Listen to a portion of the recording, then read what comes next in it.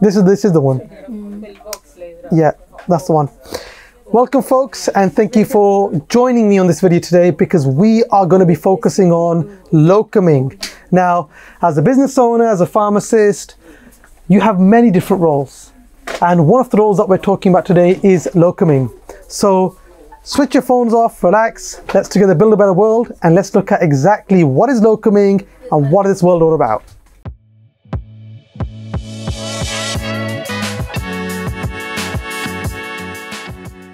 So in this video, as I've explained, we are going to be talking about locuming.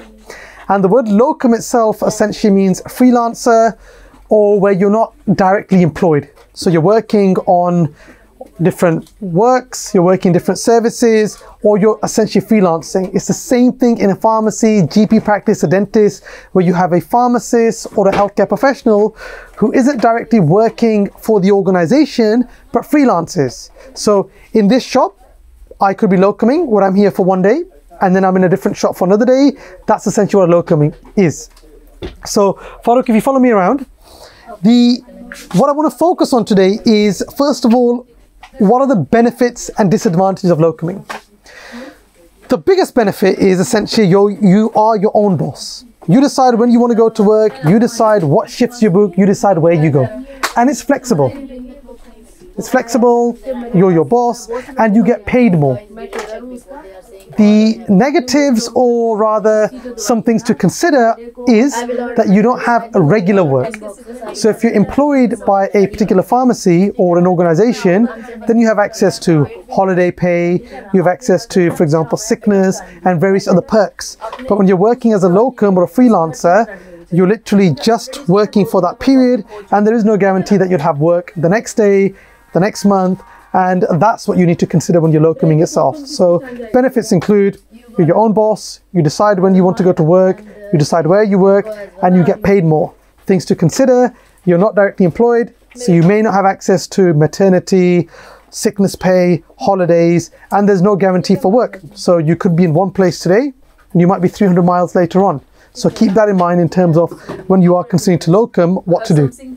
In terms of the responsibilities, it's very similar to what a pharmacist does on a regular basis. So you're in charge of the pharmacy, you're the responsible pharmacist, you're making sure the staff are working safely, you're making sure things are being done properly. So essentially as a locum, you're doing pretty much everything that a regular pharmacist or regular staff member would do, but you're not there consistently.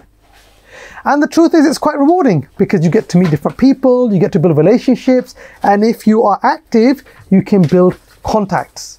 Sometimes what happens, and I'll give my example, when you work in your own pharmacy or you're the owner of a business, you're trapped in your own bubble.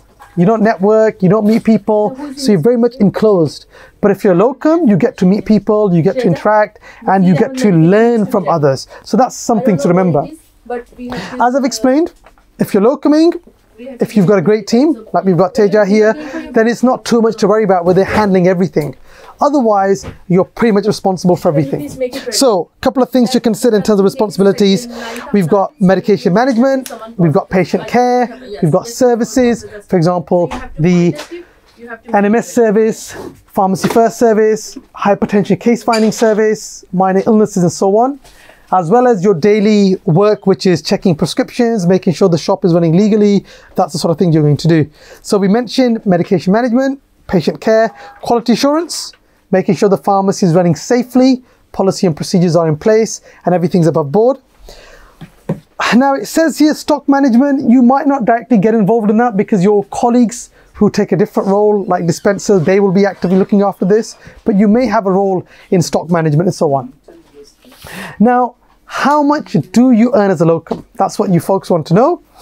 This can vary, and to be honest, in this region, the rate is about £35 an hour.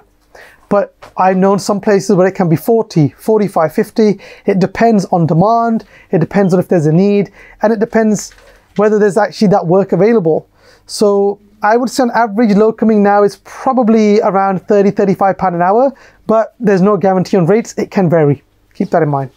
But it's more than what you would get as a regular pharmacist. So that's in terms of how much you would earn. Now, how do you find locuming work? And I think that's a great question. There's agencies, Shrija, you can pass. There's agencies, for example, Look at a Locum. There are Locum Prime. There's many different agencies out there that can help you find work. But you could be proactive yourself, where you build relationships, you build contacts, you give the pharmacy a call and find out, are you looking for a pharmacist? Are you looking for a locum? So there's agencies that you can visit, but there's also you doing your homework, where you proactively look for a locum work yourself. I hope you found this video useful. Thank you for watching, and let's build a better world.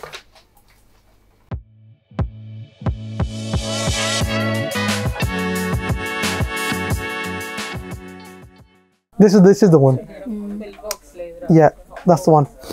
Welcome folks, and thank you for joining me on this video today, because we are going to be focusing on locuming. Now, as a business owner, as a pharmacist, you have many different roles. And one of the roles that we're talking about today is locuming. So switch your phones off, relax, let's together build a better world, and let's look at exactly what is locuming and what is this world all about.